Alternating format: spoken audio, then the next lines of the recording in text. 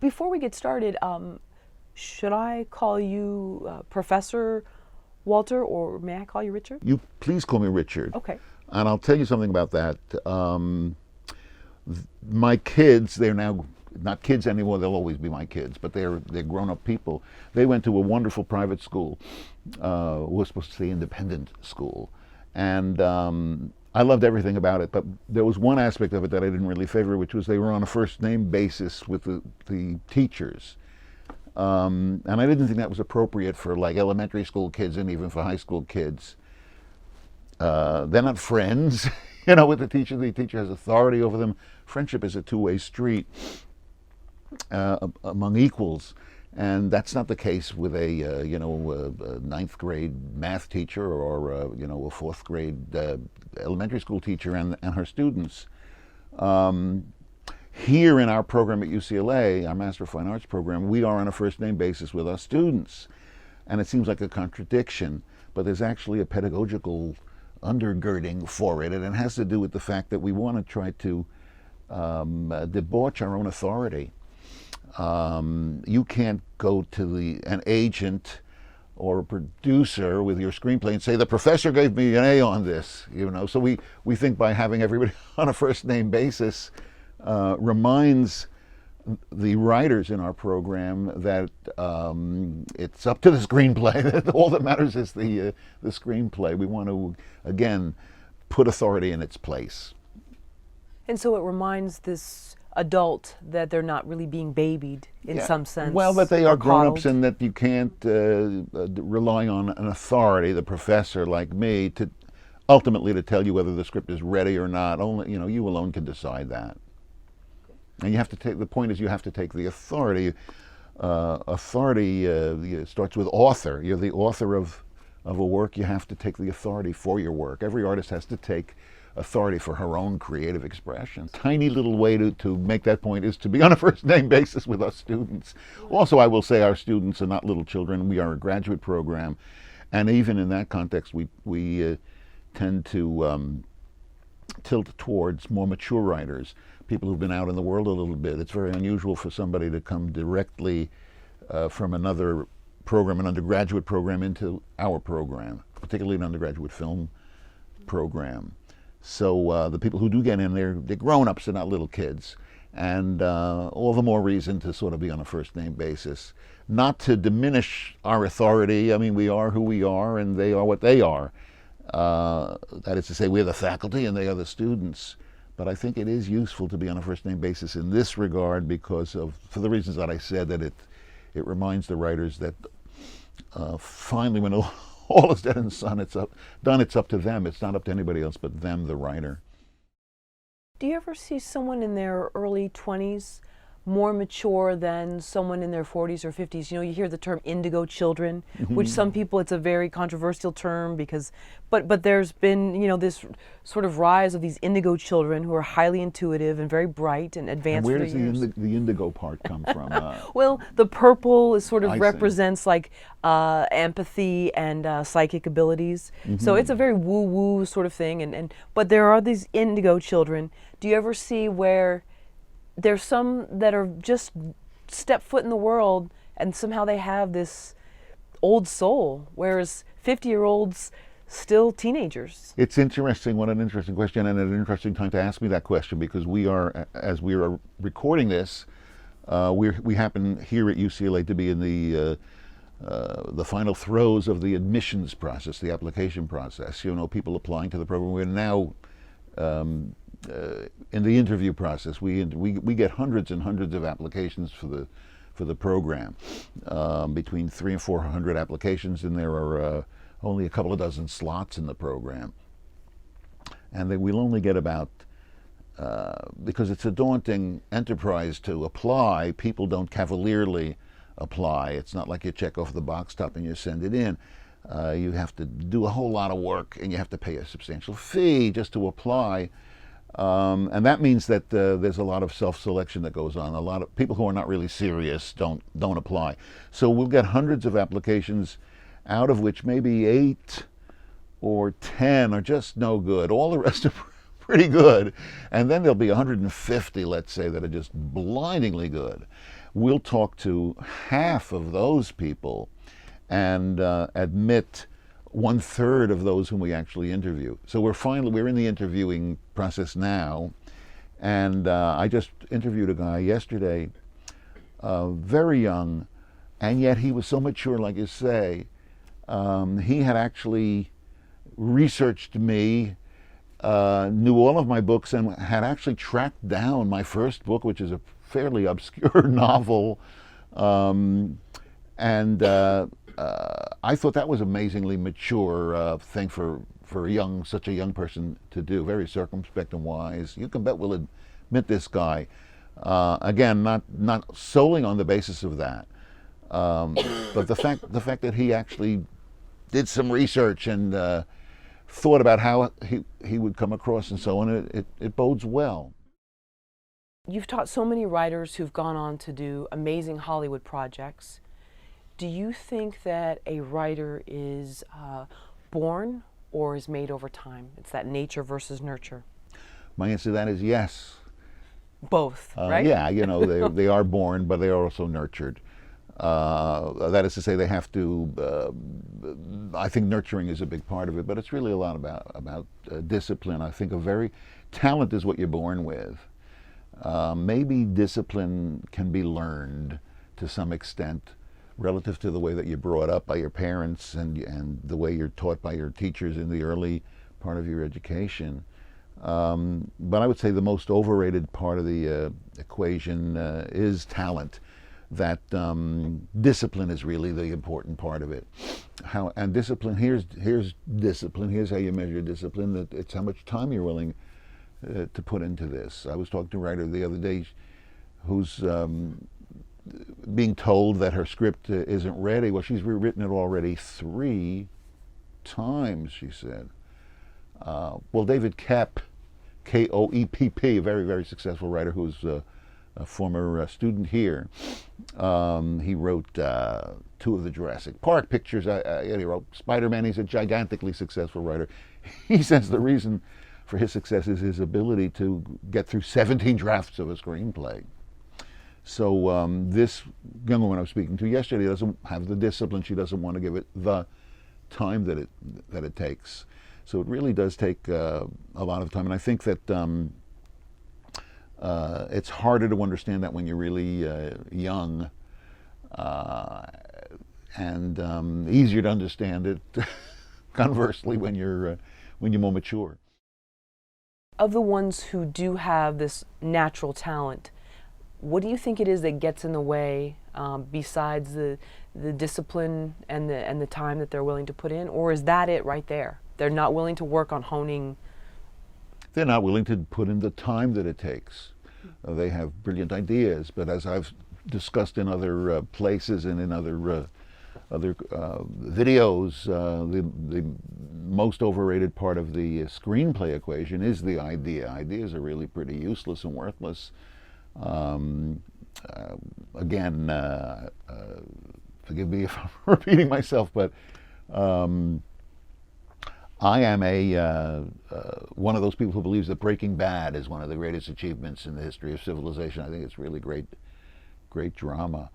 So what's the idea that drives it? A high school chemistry teacher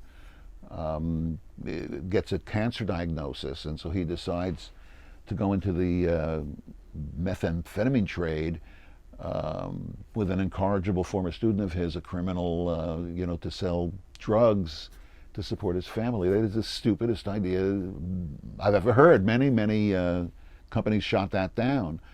And yet it is this triumphant achievement. 62 hours of a TV series, every frame of which is engaging and captivating and involving so how did that happen? And the answer is they told a good story. It's where the story, it's really all about story. That's what we believe at UCLA. That's what I believe. A few years, imagine if somebody came up to you and said, "Hey, I have an idea for a movie. This guy stutters, but he has to give a speech, so he hires a speech therapist. They work on the speech, and he gives the speech at the end of the movie."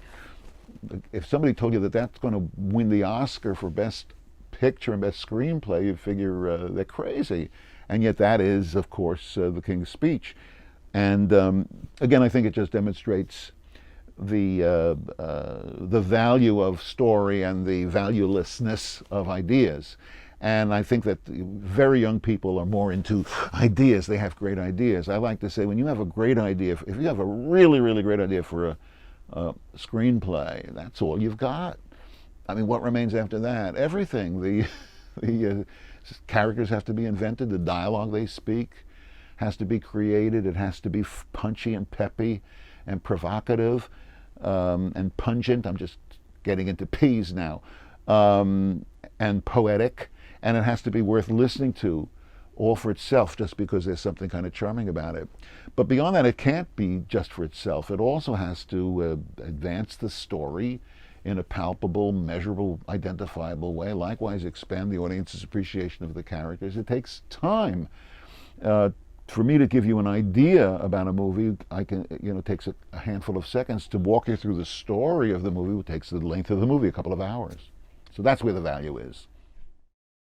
In this current age, do you see more students with this raw talent wanting to, what they call, hack it and jump over all the time that it takes to put in, because we're in this, it just feels faster and faster every day. And maybe that's because I'm getting older, so it seems faster to me.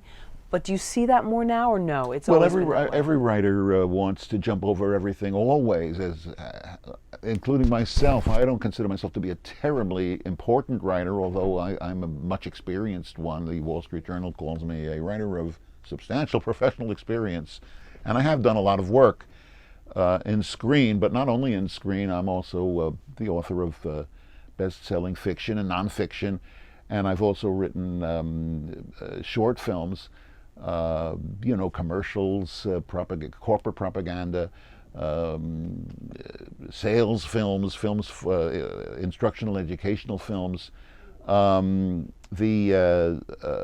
I'm hugely experienced, and yet I still want to jump over all of the requirements. But every time I try to do that, I realize I can't. That it just takes time, and you have to give it the time, and that's the most difficult part of it, because after all, time is what your life is made up of. And I mean, time is like the currency of life. If somebody wastes my time, I feel they've killed me a little bit. They've taken part of my life away. And that's what art wants. It wants your life. You better be ready to give your life to this if you want to be a screenwriter. It sounds cynical and dark, but I mean it the opposite way. I can't imagine a more wonderful thing to give a life to than creative expression. Imagine people who do succeed as writers. They're literally swapping their daydreams for dollars. They're trafficking in their own imagination. What could be more wonderful than that? I think it's cause to rejoice, not to despair, but to rejoice.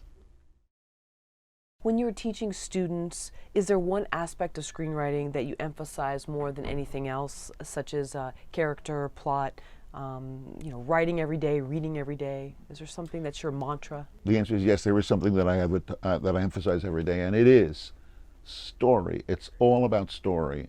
Story is everything else. We were talking earlier, a moment ago, about dialogue. I also said something about character. Well, what is dialogue? What is character? It's the stuff that the protagonist or the other characters in the movie speak, and it's what they do and what they say. It's the story. The richest, the densest, the most analyzed and studied character in all of certainly English language dramatic literature, and arguably world dramatic literature, is Hamlet. Certainly he's a candidate for the #1 studied character. Was he crazy, or does he feign madness as part of his scheme to bring justice to his late father and his father's memory? There are so many questions that are asked about Hamlet, so many books written about his character. What is the playwright's description of Hamlet in the play? It's 3 words: Prince. of Denmark. That's all Shakespeare tells us about Hamlet. So there's nothing about melancholy, for example. Not in the description of the character, nor anywhere in the play does that word appear. So where does this Hamlet guy come from? And the answer is what he does and what he says. That's what makes up a character. And again, to create a character like that takes a bunch of time because it's a story. It's really part of the story. These things don't break apart into separate, discrete entities, but rather have functions together only when they are linked as functions of one another. When does the rule "don't be boring" come into play? From beginning to end, the least we want is not to be bored. I mean, I go to the movies and see screeners. Scandalously, I'm going less and less to theaters and looking more and more at screeners. I used to feel guilty about not going to the theaters. Now I feel guilty about not screening the screeners. And the reason is usually I am bored. I think most art is pretty bad. Most paintings, most sculpture, most literature, most music is lousy. Now that also may seem like a cynical and a dark thing to say, but it's the opposite of that. The truth is that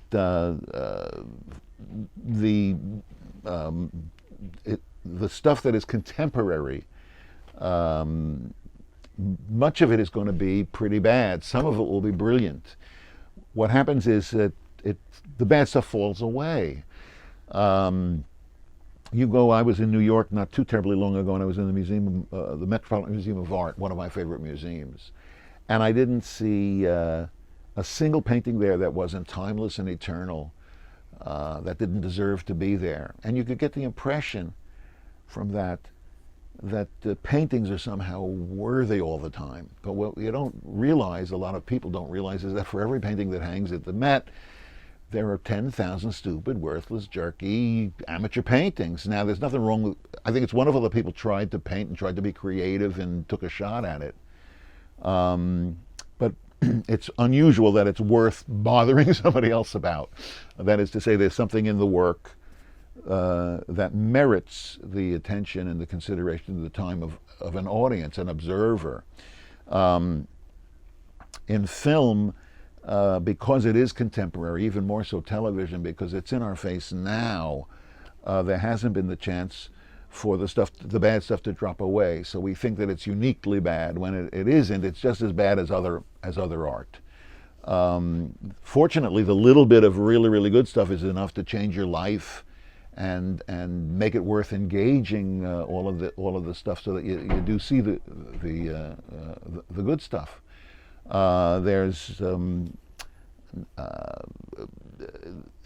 People say, why don't they make good movies now like they used to in the 30s and the 40s? Did they make good movies in the 30s and the 40s? They did. There were a lot of really good ones. But there were also a lot of lousy ones. We just don't remember them. I think 50, 60 years from now, they'll be saying, why don't they make good movies like they did back in the early, new millennium? Because people will have forgotten the Hunger Games. I'm not a big fan of the Hunger Games. I think people are going to forget about it. But they're going to remember The Imitation Game. We're into games today, I guess. Isn't that the movie about touring and so on? The least we want, when I say don't be boring, I'm saying that's the very least that I want from a work of art. We're talking now about dramatic narratives. I was at the Louvre in Paris and I saw the Mona Lisa, among others. How much time did I spend with it? A minute? If I'd spent 3 minutes with it, that would have been a long time. If I sat quietly now for just a few seconds, you'd feel how heavily time weighs. I'm just waiting for. See, if I get quiet even for 2 seconds, you get nervous and you jump in. I don't blame you. That's my point. I see. Sorry. Okay. No, not at all. That's you're helping me. But the most we want that's the least we want. I have a deal with my wife, which is if I start to nod out during a movie, she's supposed to let me do that, unless I'm snoring and wheezing and spraying everybody around us and bringing disgrace and discredit and humiliation upon us. It's up to the movie to keep me awake.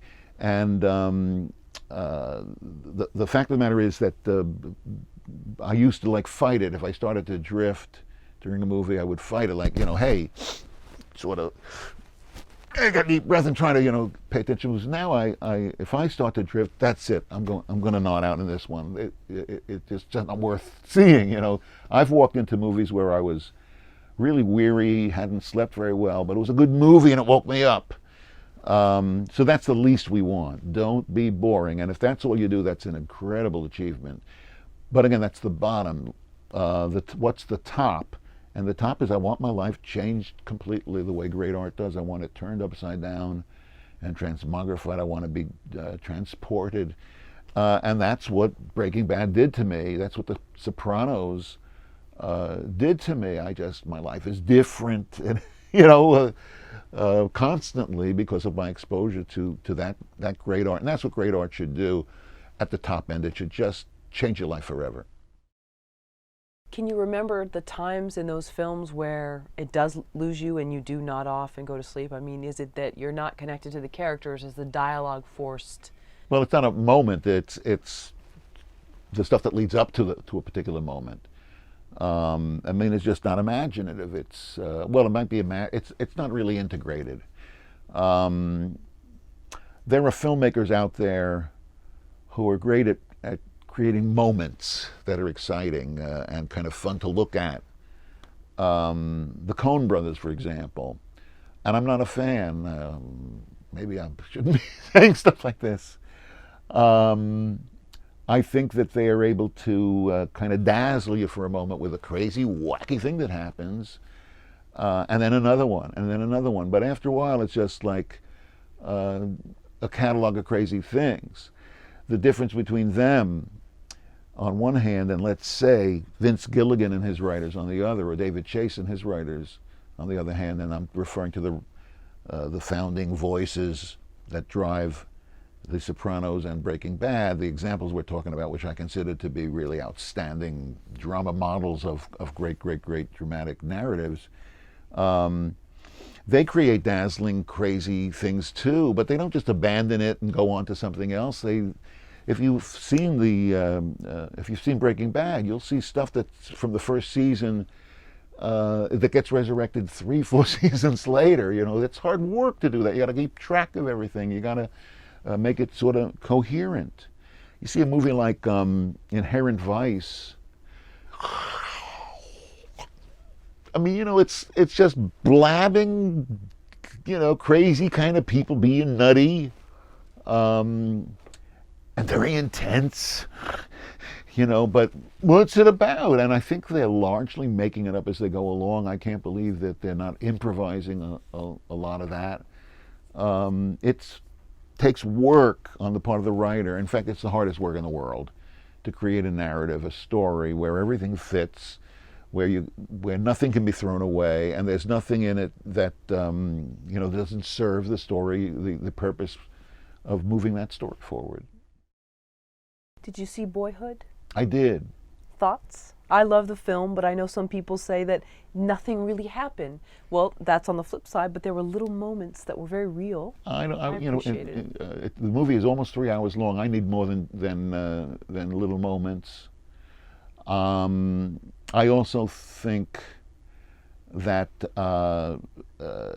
the naturalism is not naturalism, and I'm talking about, for example, dialogue that has a lot of vocalized pauses, ers and ums and you knows and I mean and so on.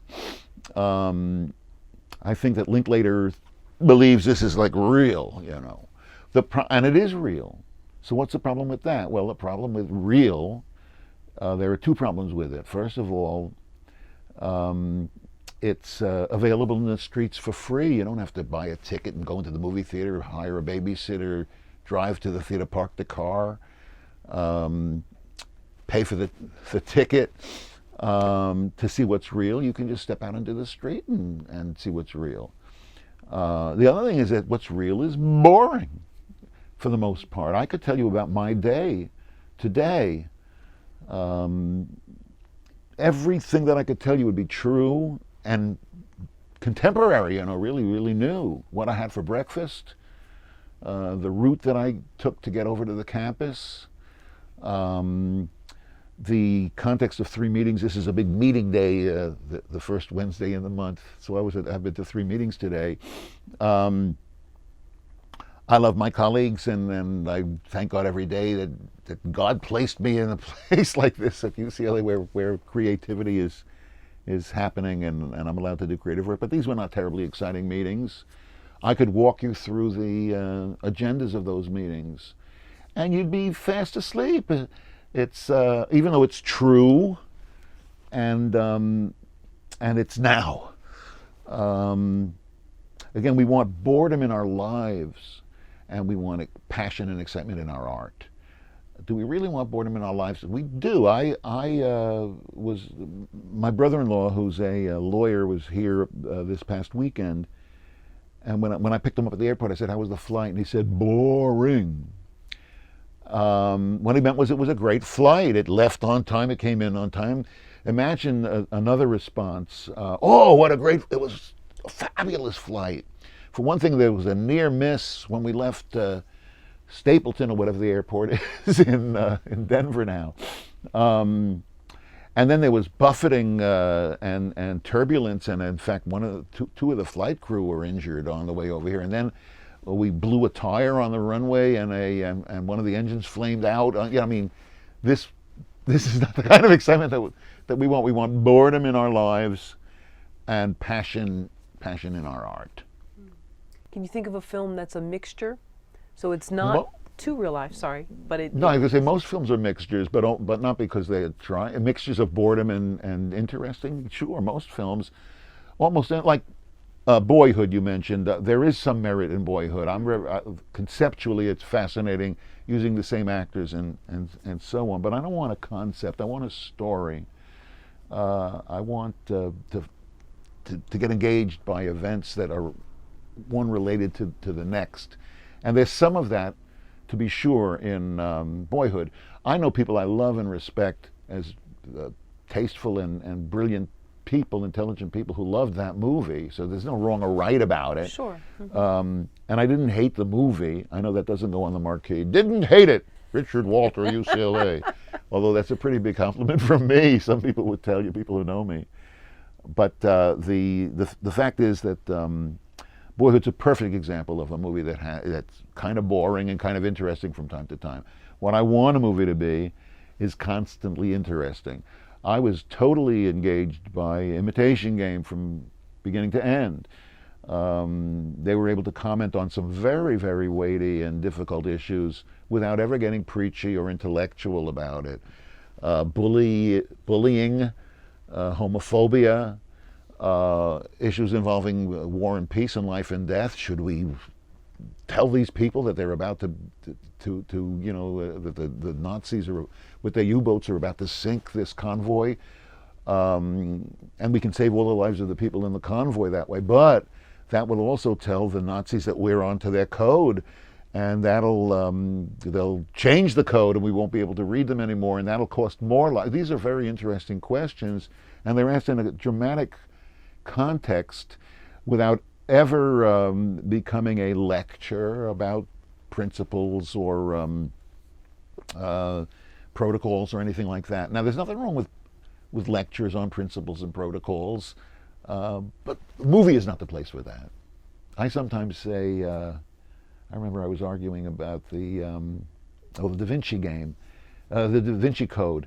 When it came out, I was in the media a lot because there was a friend of mine, actually, he's become a good pal of mine, Bill Donahue. He's the head of the Catholic League, and we kept meeting on these talk shows till we became friends. He was opposing the release of the movie, because it was inaccurate, he said, historically, the way it presented the history of the church, and that it also was inaccurate with regard to the theology, the way it approached the Catholic theology.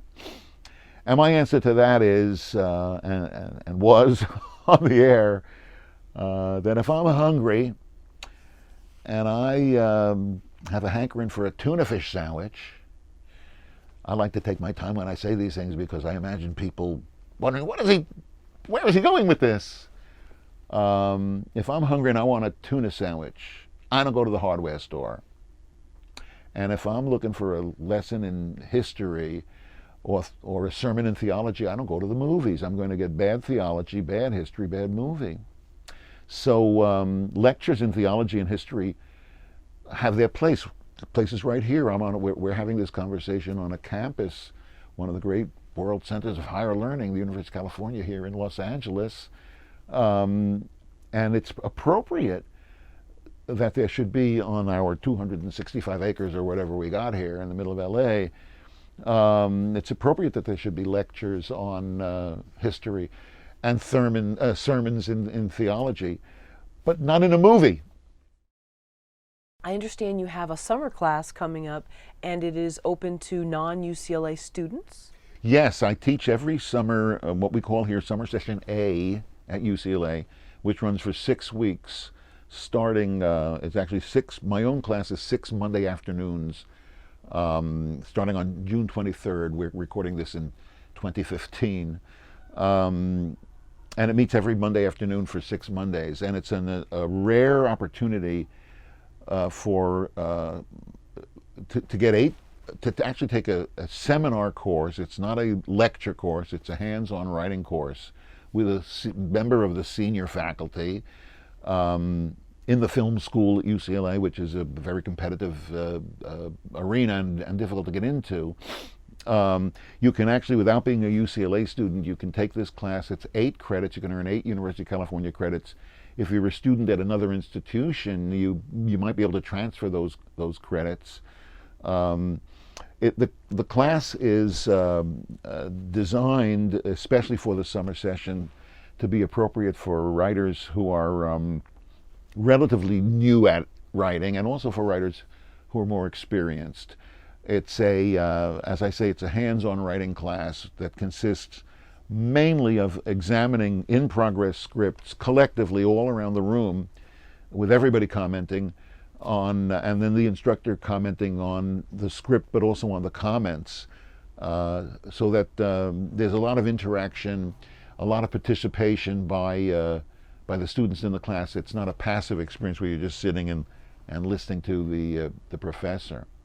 I've been offering that class for over 30 years to good and grand effect, and it generally sells out. I don't get paid per student or anything like that. I'm not trying to sell anybody anything, but it is an opportunity that I don't think everybody's aware of, to actually take a film course at UCLA for credit at an advanced level in the film school, where you're not merely being lectured to, but you're having an interactive experience. Prerequisites for? All prerequisites are waived. It's called Advanced Screenwriting. The course is FTV, which stands for Film Television. 135A. That's just the catalog number. I believe that the actual title, excuse me, the title of the course is Advanced Screenwriting Seminar, Advanced Screenwriting Workshop, something like that.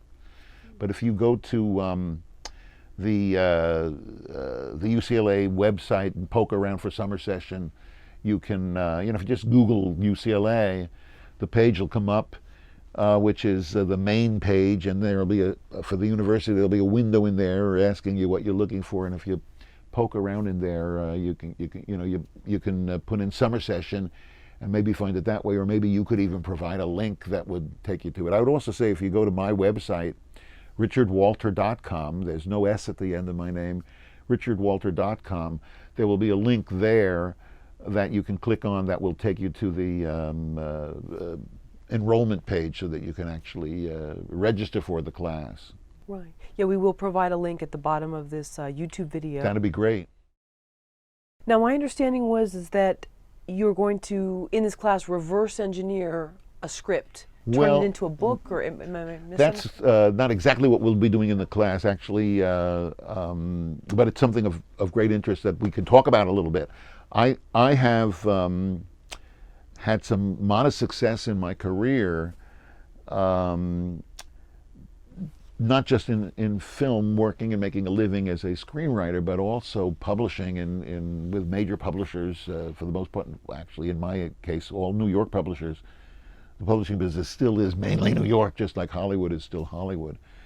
And on several occasions, I took something that I had written as a film, and in some instances, I'd actually had options, made some money on it, but had never really ever gotten it to where I wanted it to be. That is to say, a deal, that got made into something that audiences could participate.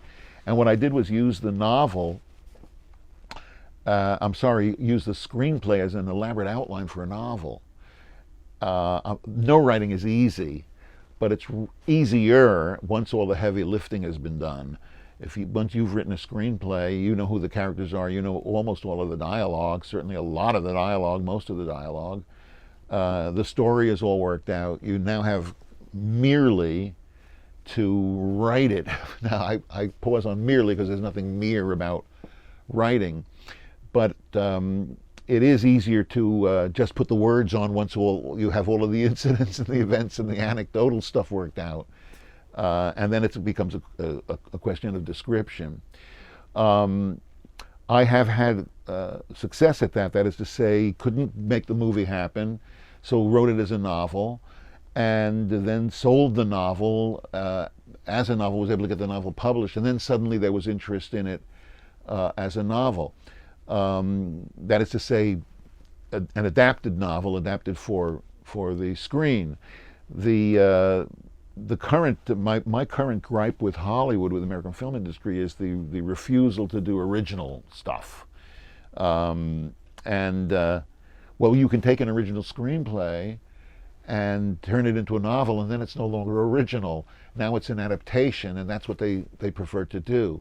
So you can kind of, in a sort of a Zen surrender sort of a way, make it what they want it to be. I also will tell you that I find greater satisfaction in writing novels. They're easier. They're not easy, but they're easier. They are more tolerant of inefficiency and bad economy. I'm not saying you should be inefficient and uneconomical. And when I talk about economical, I mean in terms of moving story freight, moving character freight with a little bit of language rather than the other way around. And you'll really get killed in a movie, in a screenplay, if it's inefficient. But a novel, I think, because the viewer, the reader of the novel has the opportunity to turn the pages faster, or even to skip over stuff, or conversely to go back and review stuff, makes it somewhat easier for the writer to write it down. And as I've said, that sometimes people say to me, yeah, but Richie, novels are longer than a screenplay. My last novel, and I don't mind bragging, it made the Times bestseller list. Okay, just number 13 and only for a week, but that's not a small thing, the Times list. That was about 236 pages or 245 pages, something like that, in TypeScript. I'm sorry, the published book. So in TypeScript, it was about 300 pages. Now, a screenplay should not be much more than 100 pages. The screenplays are getting shorter now, which I think is good. The last job that I did, I had an assignment this past year, and that script came out, I think, at 93, 94 pages. And it's full, it's complete. And my point is, and the reason I'm dwelling on these page counts is, it's easier to write a longer thing than a shorter thing. And would seem counterintuitive, but think about it. There's a famous letter that Ernest Hemingway wrote. He was in Cuba, living in Cuba, and I believe he was writing The Old Man and the Sea, one of his later books, wonderful book. Of course, everything he did was wonderful. And in the midst of working on the book, he wrote a long letter, it was 9 pages long, to Maxwell Perkins, the legendary editor, who worked with a lot of famous writers, including Hemingway. And he was discussing various aspects of the book and whatever. And at the end of the letter, he says, well, that's about it for now, Max. Please forgive me for writing such a long letter. I didn't have the time to write a short one. It takes more time to do what artists have to do, which is to cull and select and throw away. So much screenwriting education is about structure and construction and building up. And I think there is some useful time spent considering that. But ultimately, creating dramatic narratives is not about building up. I think it's about tearing down and taking away. It's about discovery, taking the cover off and finding something that's already there. I never knew a writer. I have a lot of experience myself as a writer, but that experience is leveraged exponentially by all the writers I've worked with very intimately, very closely over, now for 35 years, here on campus with writers in our advanced graduate screenwriting classes, but also in the community. I am a script doctor. I'm a pretty busy script doctor. I give notes to lots of writers. No small number of those writers have deals at studios. They're coming to me and saying, ask me the hard questions before the producer asks them. Becoming more and more routine, I think, in Hollywood, even when you have a deal, to consult with somebody before you actually submit it to the studio. And so having done that has expanded my own experience, as I say, exponentially. And I've never known a writer, I've never met a writer who wasn't surprised by things that happened in her story, by lines of dialogue that a particular character suddenly spoke. It's as if it kind of has a life of its own. You say to somebody, you got to see this movie that I just saw. You really eagerly recommend the movie that you just saw. It's because you got caught up in the story, not the editing. I see the Academy Award for editing. If the editing has been done really well, you don't even notice the editing. It's supposed to be sort of invisible.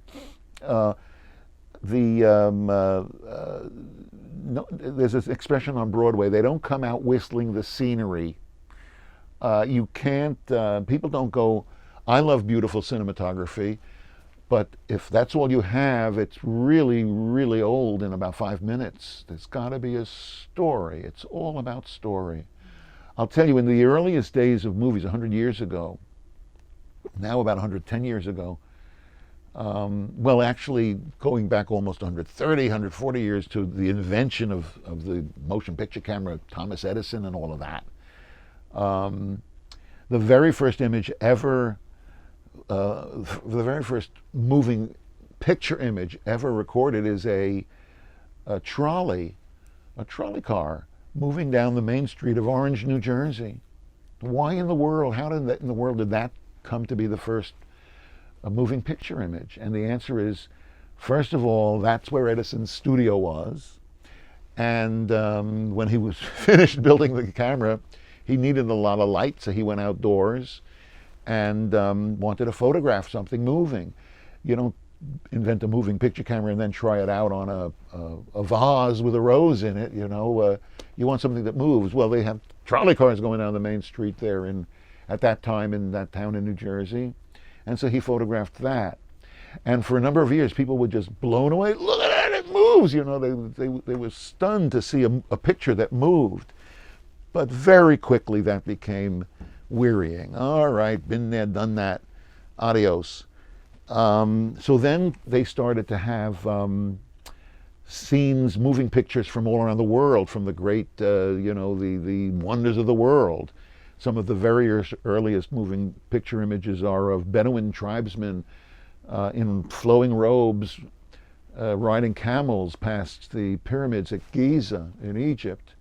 The Great Wall of China with indigenous Chinese making their way with carts along the wall, on the wall, next to the wall. They shot very, very early images of Victoria Falls, or in South America, Iguazu Falls, with Amazonian natives in their native garb, this great cascading waterfall. So people were excited to see that stuff for a little while, because it wasn't just moving, but it was famous stuff. You no longer had to bother to go to Egypt to see the pyramids. You could watch it in a movie theater. I think probably it's a better experience to see it in person. But the point is, after a while, everybody was bored with that, after a very little while. And then comes 1902 or 3 or 4 or 5, I don't remember exactly when, and it's the Great Train Robbery. Suddenly it's a story, a narrative that's been created that they made up. Likewise, the Méliès brothers in France doing Trip to the Moon, whatever it was called, an actual story that they made up and that they filmed. Everything has changed since then. The movies are no longer shorts, they're long. They're no longer in black and white, they're in color. They're no longer silent, they have sound. Nowadays with mobile, with mobisodes, TV series, there's all different kinds of lengths of films. So there's been a tremendous amount of change, but one thing has not changed in 110 years, and that is story. It's all about narrative, it's all about story now. And that's what will get people to go to the movies. Not some technical achievement, but a creative, artistic achievement, and that is, again, the creation of a dramatic narrative, the telling of a story. It's all about story. That being said, can you give us an example of a film that is driven by story and that is driven by character? No, because character is story, as I said before. What is a character other than what she does and what she says? Okay. I have a friend who is a TV writer, and he has a partner, a writing partner. They collaborate. And so he told me that somebody said to them, "Oh, you guys work together, so like you do the character and he does the story?" As if you could do that separately. Characters don't exist outside of stories. They exist only inside of stories. Again, they are what they, like Hamlet, they are what they do and what they say. So you can't, when people talk about a character-driven movie, they just mean a good movie. Okay, how about plot? Driven by plot? Let me just point out to you how many movies and plays and great classics are just the name of the protagonist, of the main character. For example, Hamlet, King Lear, Macbeth, Romeo and Juliet, Julius Caesar. That's just, how about go back to the Greeks? Medea, Oedipus. Look at the great movies, The Godfather, Citizen Kane. It's not always that way, but more often than not it is the name of the character that is also the name of the movie, the name of the protagonist. And I only mention it in this context because I'm trying to indicate to you that you can't separate story and character.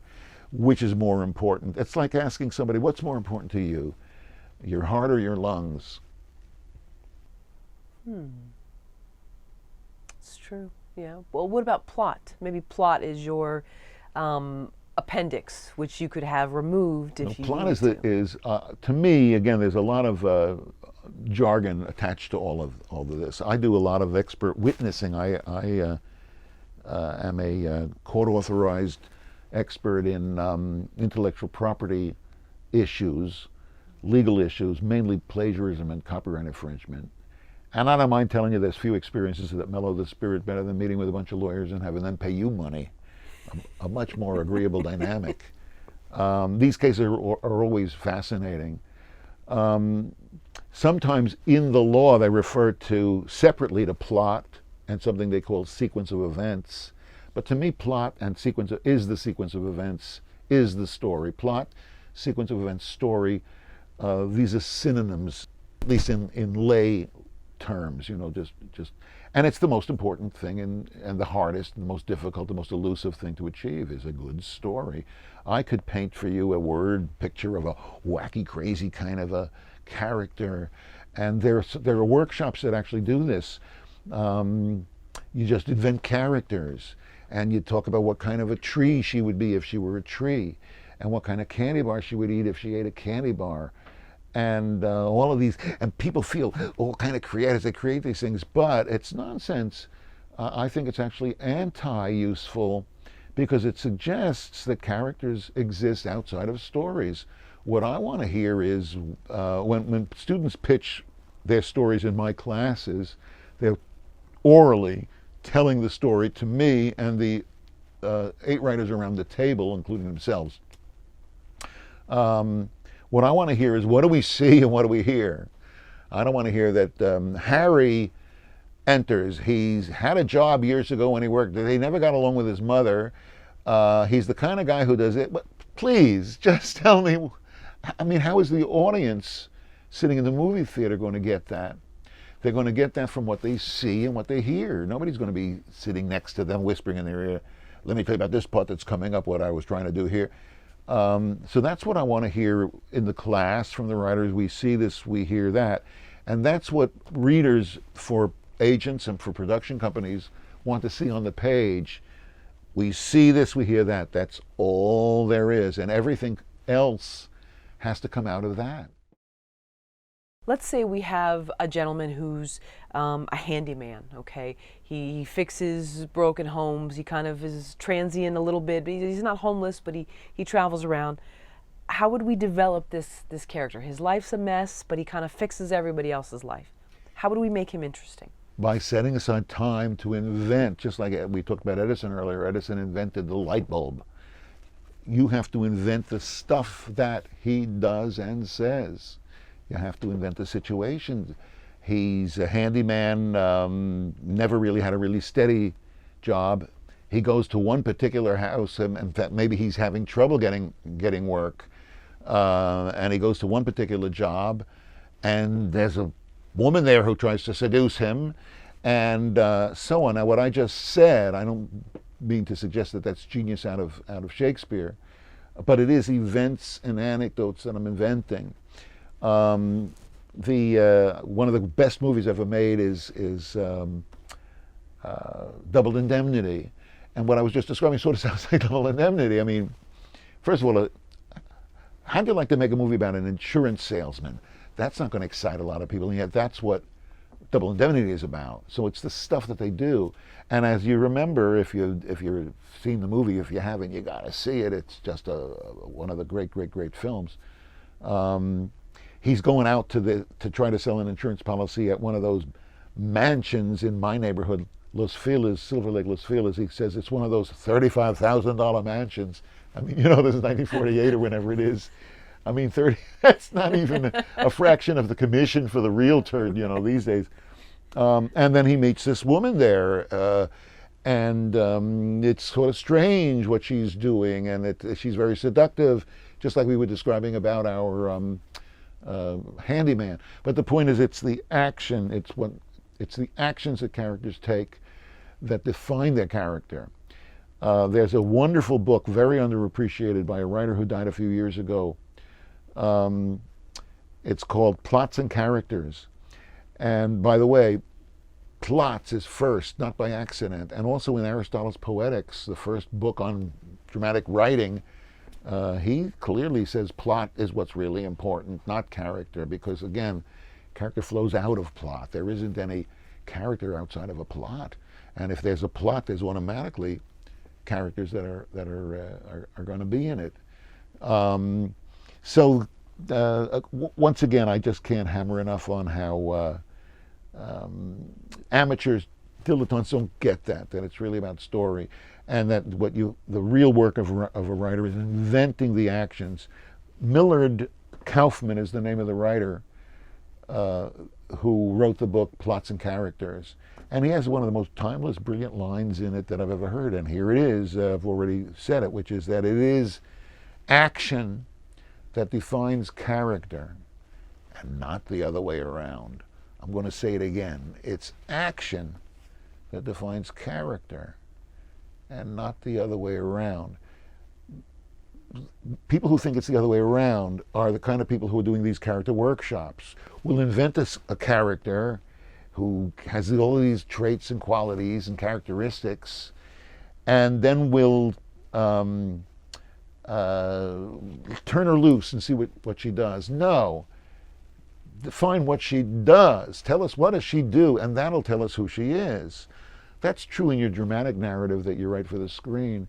It's also true in your life, isn't it? I mean, I like to think that I'm a moral, principled reliable, decent person. But I look back at what I've done in my life and I see shortchanging myself and others, disappointing myself and others, constantly, frequently acting out of fear.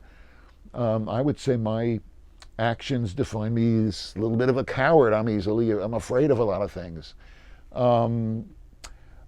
It's not the way I want to be, but again, it's what I do. It's the actions, the events, the incidents, the anecdotes in my life that tell me who I am, and that tell anybody who they are, and that tell audiences in movies, in movie theaters, looking at the screen. That's what tells them who those characters are. Tony Soprano is a function of what he does. He's a vicious murderer, criminal. He's also a father and a husband. He's also a troubled man who's having blackouts, fainting spells, and he's worried. He's so worried that he does a really wimpish thing, which engages a psychiatrist, a therapist, a woman on top of that. A mobster, a made man, and the mob doesn't do that. And all of those things define for us who he is. Again, it's not like we've defined the character and then put him into the situations. We put him into the situations and then the situations define the character. What it means for writers in practical terms is to stay open to the surprises. If you have a real idea in advance exactly how it's going to go, that's going to lock you in and narrow you and stunt your creativity. Your character is going to surprise you. They're going to do things that you never thought they would do, that they seem to invent on their own to do. And that's what I was talking earlier about, which is discovery. And that the biggest mistake you can make is to try to haul it back. If it runs off the rails a little bit, that's great. Go with it and see where that takes you, and be surprised by, be willing to be surprised by where you end up with it, because otherwise it becomes intellectual, it becomes heady, and we need our heads, we need our intellect, but not in the movie theater. That's a place where we live, not in the head, but in the heart, in the belly, in the groin. It's not about understanding and knowing. It's about feeling. It's about passion. There's a really important place in our lives for rational, intelligent, expansive discourse and discussion, but not in the movies. The movies is a safe place to work out the lethal aspects of our nature, to go hog wild and buck naked and crazy as a loon. That's what art is for. Gone Girl. Did you see it? I did. Okay. Thoughts on that? I liked Speaking it. of hog wild and darkness. Surprise. I liked it very, very much. Okay. Too long. Everything is too long. But it kept me, it engaged me. I thought it was really a well-written film, first of all, and full of surprises and twists and turns. I thought it was like a modern-day Hitchcock film. In the best sense of Hitchcock's films. And I'm ashamed to cite Hitchcock, the director, without mentioning the writers, and yet I too can't name all of them. Well, Patricia Highsmith wrote some of his at least the books upon which the movies were based, and I think sometimes she might have written some of his screenplays as well. But the point is, I thought that Gone Girl engaged me immediately. It truly kept my attention, earned my consideration, and that's unusual. So with Rosamund Pike's character, again, not normal, not what we would see every day. Her motives, her manipulations. Without, hopefully there's no spoilers. But Well, but the point is, there is logic. It's crazy as she is, and as mad as she is, there is a cruel, steady logic to what she does. Everything kind of fits, and ultimately, what comes across is just like with Tony Soprano. Tony Soprano was as different a character from me as it could be on the planet. I'm a college professor. I'm a privileged, advantaged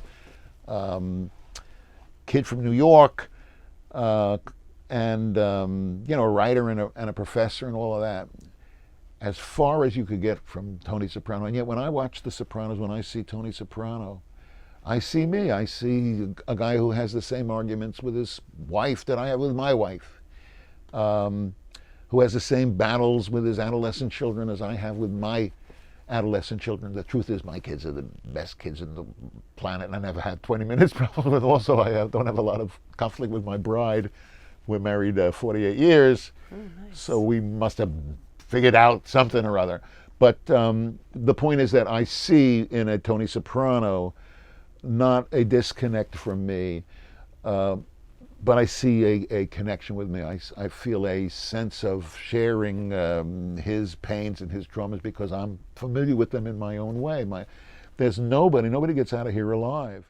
Among screenwriters, what a lot of new writers don't get is that the frustration that they're experiencing, it never goes away. That's the way it operates at the highest levels for the most successful practitioners. You don't need to be a tenured college professor to know that it's better to be rich than poor. And of course, to be a wealthy, successful writer is better than being an impoverished, unsuccessful one. But both of those, the impoverished, unsuccessful one and the very successful, wealthy one, will have the same frustration, the same disappointment, the same issues involving fulfillment. It ain't easy for anybody. Sure, and the insurance salesman that yearns to write but doesn't because he wants to keep a mortgage and his kids in school, that would probably be more of a frustration because... Well, there's no reason that insurance salesman can't write. If it's important to him to write, he can write. He can't sit down at the desk. I'm very privileged. I have my duties here on campus, but I have many days that I don't have to come in at all, and I work out of my office at home where I write, and I can just write the whole day, but I don't write the whole day. I write about 2 or 3 hours. There's no reason a salesman can't set aside an hour to write. He's just going to go more slowly. I like to tell writers, imagine you're saying you don't have enough time to write. Nobody has enough time to write. Stephen King doesn't have enough time to write. There's not a writer who will tell you he has enough time to write. Yet, supposing you went to bed an hour later every night, that would liberate 2 months of writing time. I'm talking about not around the clock, but just a 40-hour, 5-day week. You would get, if you had another 365 hours available, which is what you'd have if you went to sleep an hour later every night. That would give you 2 months to write in the year that you haven't used yet, in addition to whatever else you're doing. Now, maybe you couldn't write a screenplay in 2 months, although maybe you could. Our students here have to in 10 weeks. But you could certainly write a big chunk of it.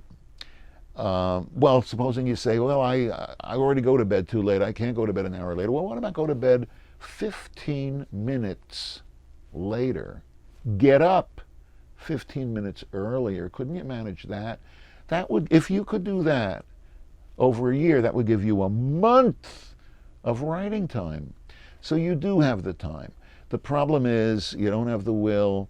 You're up against what I think his name is Stephen Pressler. There's a book called The War of Art.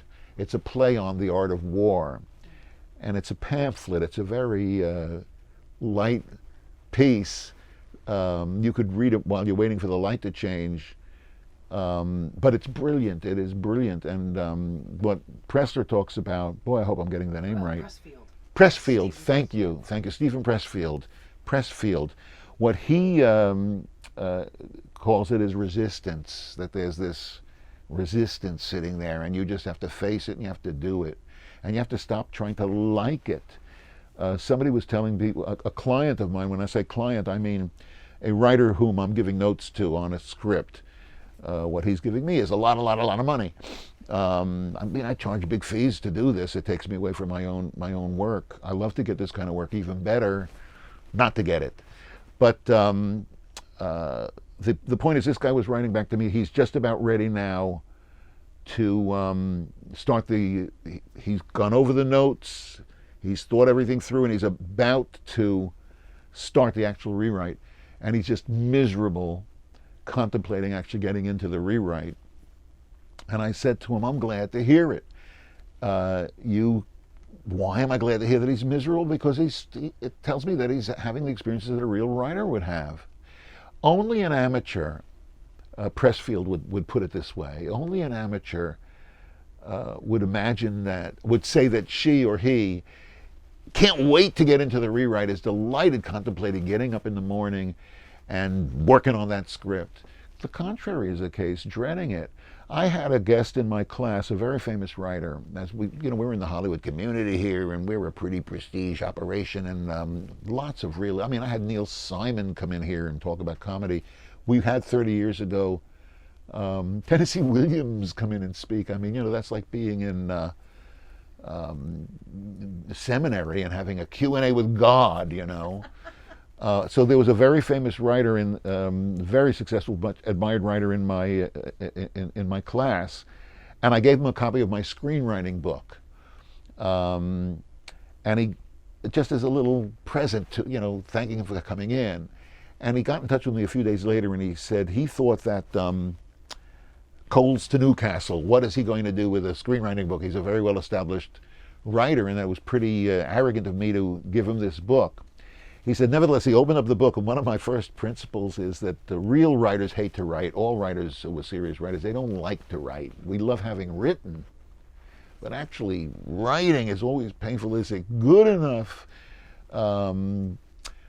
I thought yesterday what it was. Now I'm rereading it, and it's not as good as I remember, and so on. And very, very frustrating. Do I dare show this to anybody? How can I expect people to, in exchange for this, give me money so I can put orthodontia on my children's teeth and so on? This guy said to me, it was such a liberation to read, for him to read that all writers hate to write, and to discover that he's not the only one who doesn't leap from his bed in the morning, with bells on, eager beyond description to get into his writing. No, we all want to put it off, delay it, defer it. It's that way for everybody. So does that deferring and delaying and awkwardness show the mark of a professional? Yes. Okay. Yes, absolutely. Mm-hmm. Nice. Absolutely. When does a writer know? You show me a writer who says she's satisfied with what she did, that it went well. I'll show you an amateur. So in the beginning, it's like a dating. It's a honeymoon phase. Everybody looks perfect. Well, dating is better. If dating works out, you eventually get on well with that person, but you never get on well with writing. That never changes. Again, maybe God willing, you are able to make money at it and actually support yourself at it, but it's always, always painful, always a struggle. And again, it's about feeling. That's what it's about. So it sort of makes sense that it should be feelingful. When does a writer know it's time to abandon a character?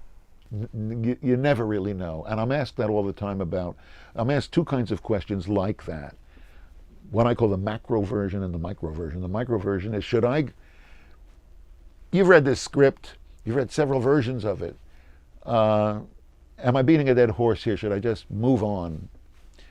I sure don't know. I've seen people rewrite scripts into oblivion where they should have gotten rid of, in my view. And I've also seen, conversely, scripts that looked pretty hopeless that suddenly broke through.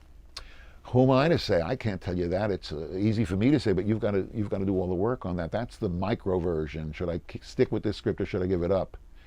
I'll also say, what is very useful is to put a script aside and write something else, and then come back to it, and you'll have a new perspective on it.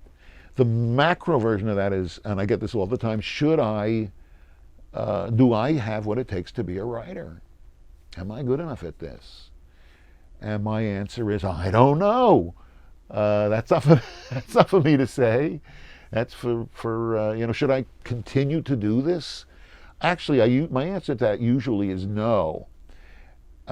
Don't continue to do this. Why not? Because you had to ask me whether or not you should do it. If you need to ask somebody about whether or not you should be a writer, then you should not be a writer. You should be a writer because you can't help yourself. There's nothing else you can do. You just can't stop yourself. You have to write. Not because it's fun, but because you have to do it, just like you have to breathe, As I said, we're in the midst of our admissions process here at UCLA. The take rate, that is to say, the number of people who are admitted to our program who actually enter the program is very high. I know it's almost 90%, almost 100%, it's over 90%. That is to say, anybody who gets admitted to the program comes into the program for the most part. It's extremely unusual that somebody's admitted to the program and then has doubts about whether or not they want to enter the program. And yet I met with somebody the other day who had been admitted to the program and now told me that he was wondering whether or not he really ought to enter the program. And he wanted to ask me some question about that. And I said to him, look, you're asking me, should you enter this program? The way he put it was, is this like a reasonable, intelligent thing to do? And I told him, no. Is it reasonable and intelligent to think that you can create characters and stories and make up dialogue that they speak, and that people will line up in bad weather to pay over $14 or $16, for a ticket, whatever it costs to go to the movies these days, to sit in a movie theater and watch this thing that you created? I mean, imagine somebody stops you in the street and says, I got to tell you about this dream that I had. I had this dream, I got to tell you about it. So let's say you're a generous and a humane person. You say, well, okay, let's hear it. And imagine that the person, you've had the experience where you've wanted to tell a dream that you had to somebody, and there Absolutely. are people who surely said to you, oh, I had the crazy, you got to tell me about this dream I had. What about just before they tell you the dream, they say, oh, before I do this, you have to meet two conditions. One is, you got to be ready to sit there for 2 hours. It's going to take me 2 hours to tell you this dream. And the other thing is, that would stop me right there. But that's not the end of it. It's just the beginning of it. The end of it is, I also want $15 or whatever a ticket costs. It's crazy. And I said to this person, no, don't do it. If you are wondering about it, if you have to ask about it, then you shouldn't do it. I'm not about to say to somebody, oh, give us a chance, please, please be a writer. What point? There's nothing in it for the writer for me to tell her that. And the same thing with, as I say, on a narrower basis on whether or not they're going to write a story, whether or not this is something somebody should really write about. I was at I go to a lot of writers' conferences. I am an academic, but I don't go to too many scholarly conferences. But I do go to bunches of writers' conferences. And I was at one recently in Northern California, and there were a lot of agents there on panels and so on, and I was chatting with them. I was a presenter as they were, and I remember them complaining to me, the agents, that writers are coming up to them at the conference and saying, what should I write about? What's hot now? What are you looking for? Imagine asking somebody else what to write about. If you don't have, if the writer doesn't care about what she's writing about, why would the agent care? Why would the producer care? Why would audiences care? So again, you have to, you really can't look to anybody else other than yourself in this enterprise. Is every movie about sex and violence? No. Every movie is not about sex and violence. Every movie is about identity. Who am I? How do I know I'm really here? Why do I put up with what I put up with? But there is a lot of sex and violence in movies, and appropriately so.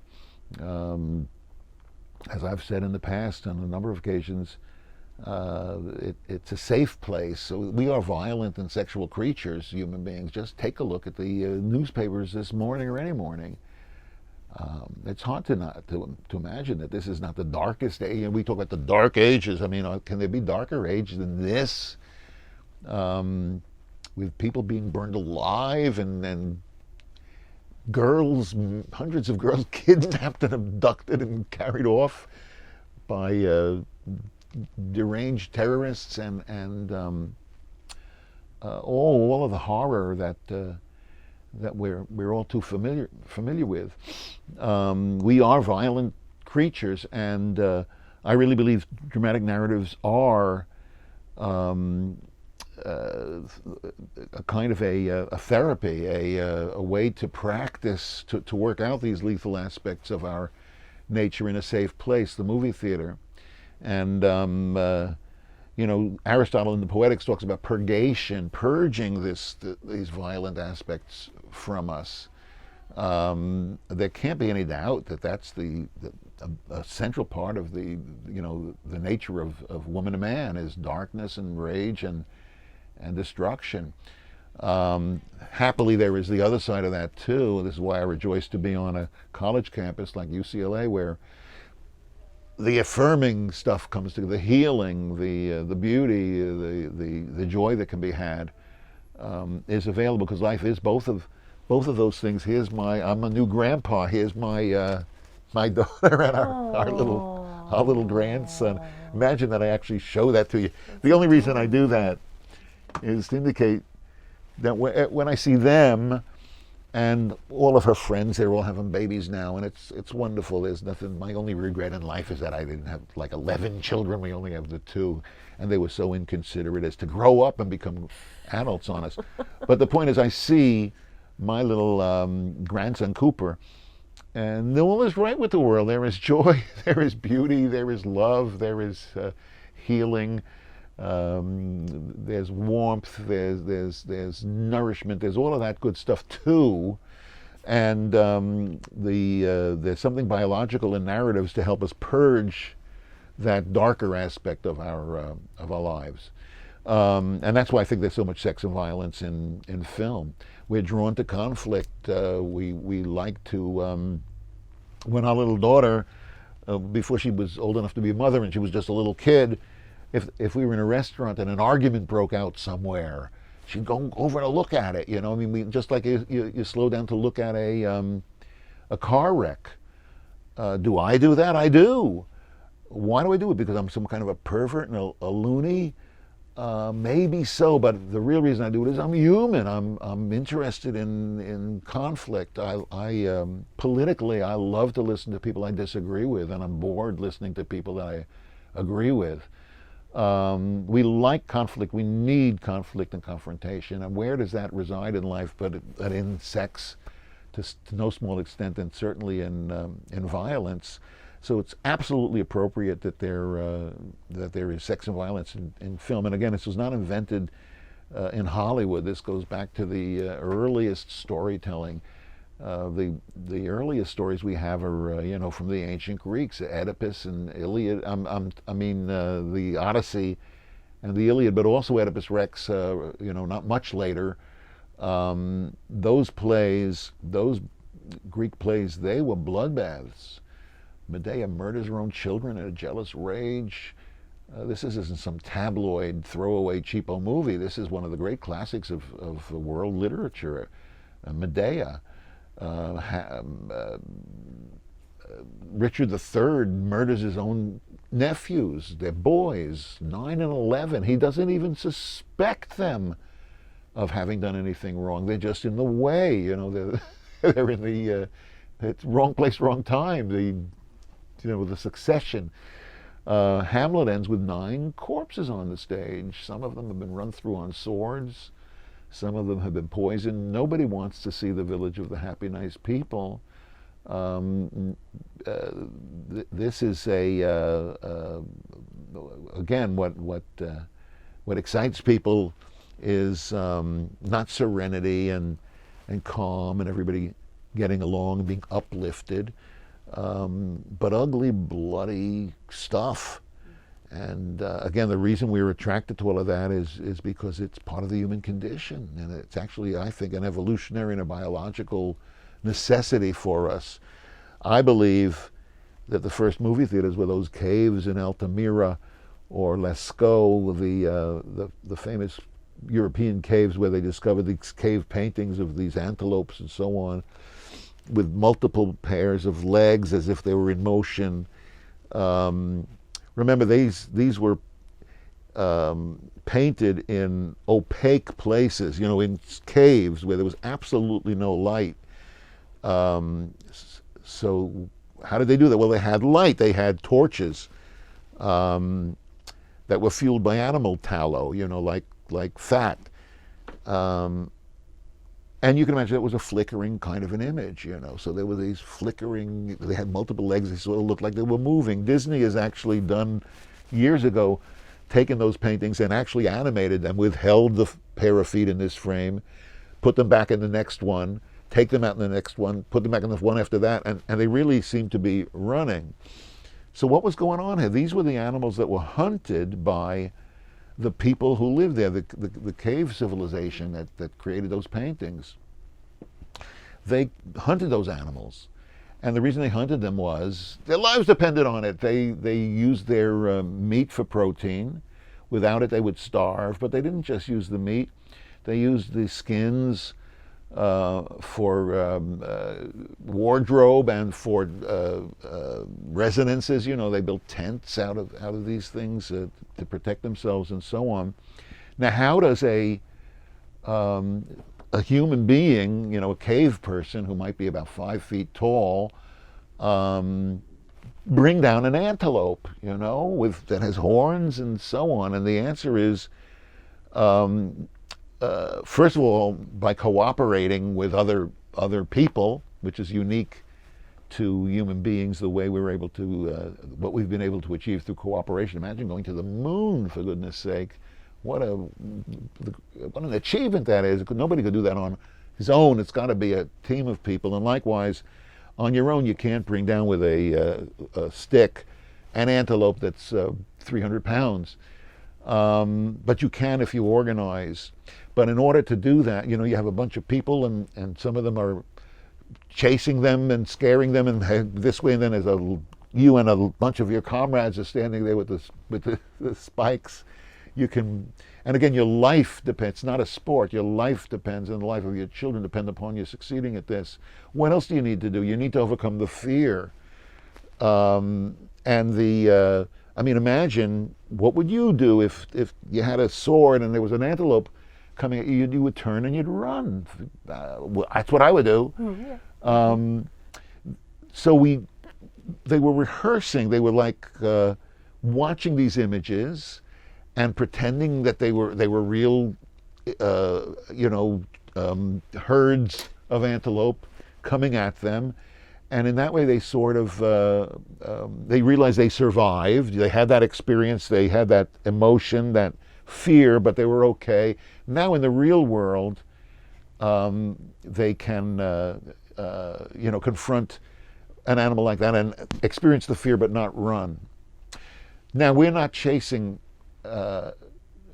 antelopes anymore, so we're not afraid of that. So what are we? What are the real dangers? I'll tell you what the biggest danger in my life, and I'm about to embrace it again, and that is driving home tonight 13 miles to Silver Lake. I mean, that's a serious danger.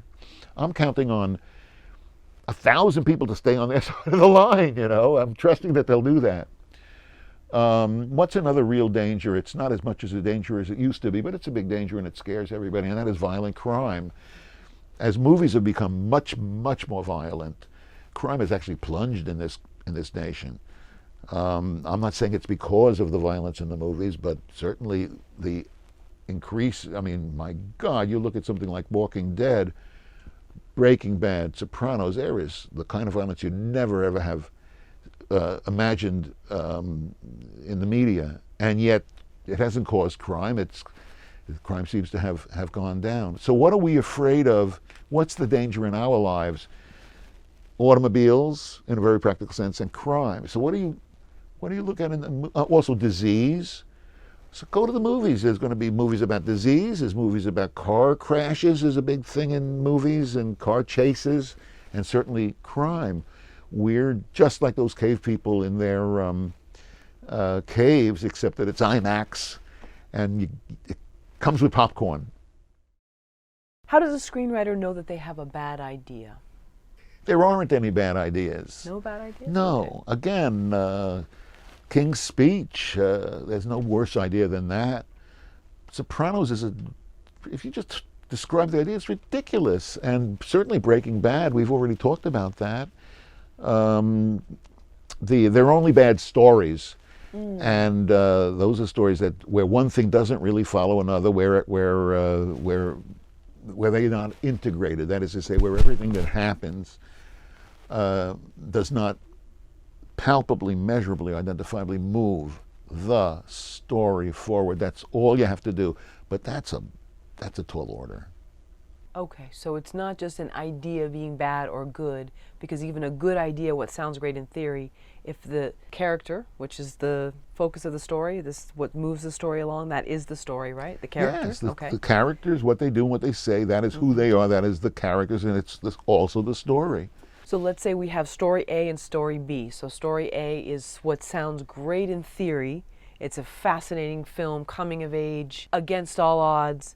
And then story B, which is very vanilla, maybe middle-class cul-de-sac neighborhood, insurance salesman with, no real quirks, just very basic. Well, the greatest American play is written about its protagonist is an insurance salesman. Sure. That's a salesman. Willie Right. Loman is an insurance salesman. About Schmidt, which is written and directed by our own Alexander Payne, a student here, former student of mine, and somebody we're really proud of here at UCLA. It's a great movie. I think that's a fabulous movie. Yeah. I think it's Nicholson's best work, and it's about an insurance salesman. Right. How about this for a movie? An insurance salesman retires. But it's about his again, loneliness. You're asking me, what's a good idea, what's a bad idea. I'm saying that there are no bad ideas. The good news is there are no bad ideas. Why is that good news? Because, well, I can't have a bad idea. The bad news is it doesn't matter. It's not about ideas. This is not about ideas. Ideas are not important in dramatic narratives. That's a mouthful to say and gets me a lot of criticism. I was at a scholarly conference. I was telling you that I rarely go to scholarly conferences. I go to a lot of writers' conferences, but I was at an academic scholarly conference. And someone said at a writing panel, this was out of town, this was up in Montana. He said, the problem with your program at UCLA, I really wanted to hear the rest of this, is that we encourage writers to write screenplays that are, get ready now because I've memorized this, too deeply encoded into the dominant narrative mode. I'll say it again. We encourage writers to write screenplays that are too deeply encoded into the dominant narrative mode. So I thought to myself, what in the world is that? And then I realized narrative is usually what they say when they mean story. I heard myself say to him, because I was very confused, I said, you mean story? And he said, yes. And I said to him, guilty. You're right, that's us. We're story hardliners. We think it's all about story. He said what we should be doing is inculcating into new writers the respect for the value of ideas. Sounds great, doesn't it? But I was saying, well, I'm so sorry, but we think ideas are worthless and useless. Again, it doesn't go over very well, but it's the truth. Any real writer who's a serious writer who has any kind of success will tell you it's not about the idea. And sometimes when they say, oh, I got a great idea, and they really believe that it is a great idea, it's not just an idea. In fact, it's a story that's all worked out. For example, with King's Speech, it's not just a guy who stutters and hires a speech therapist. It's the King of England. It's World War II. But all of this, as we start to describe it, it's no longer just the idea. Now you're telling the story. I'm going to say it again. It's so obvious that it's hard to see. Sometimes things are so obvious you just can't see them. And again, here it is. It's all about story. That's all it's about. It's about telling a good story. Taking Boyhood again, I loved it, but you said it was good, but it didn't really move you maybe. What would you have done with it within those 3 hours? I would have trimmed. I would have taken an hour out of it. I think there's a good movie in there somewhere. But I would have cut it.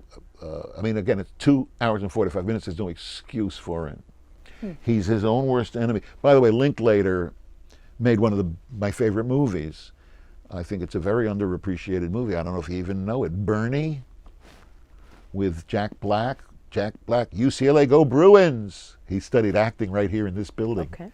What a good actor he is. Bernie, I think, is just a work of genius. I hung on every frame. So I'm not blasting Richard Linklater. Sure. But I do think his problem is, he may not appreciate me saying this, although he's expansive enough that he actually might see some value in it, that he's too close to it. He worked on it for too many years. He wants to use all of this stuff that he shot. And that's a mistake. My brother-in-law,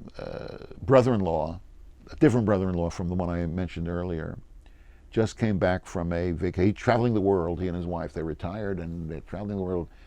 And God bless them, I love them. I can't tell you how much I love them. But one thing they do is they take a lot of pictures with digital cameras. You know, you can shoot, you never run out of film. And he's a pretty good photographer, and he shoots a lot of you know, and he always sends it, but he sends the whole card. You know, like what about, they've just decided they're only going to send 100 pictures. Oh, nice. Yeah, okay. just 100. I mean, you just get 600-800 pictures. I'll tell you, there's a photographer, DeWitt Jones, who shot for the National Geographic a lot of articles, and a very interesting statistic. The typical National Geographic article has 18 pictures in it. How many frames do they expose? How many pictures do they actually take from which they extract those 18? And we were discussing this at the Maui conference years ago, prior to digital. In other words, they were shooting film. With digital, it's exponentially more. So what's your guess, the average number of frames exposed, analog film frames exposed, from which 18 will be taken for a National Geographic article? How many pictures do you think they shoot? I can't even imagine. 10,000. Wow. For one article. And what that means for writers is, get ready to throw stuff away. It's not about building up and constructing. It's about taking down and throwing away. Right. Writers, I like to tell writers, you need not merely to learn that you have to throw away, but you need to learn, this is what maturing is as a writer. Loving to throw away. You want to see the best thing that's ever happened to writing? I don't know if we can get this here. It's jammed. It's a computer keyboard, and I'll just tell you that if I could get it into the frame, I could point to this key. It says delete. That's the best thing that ever happened for writing.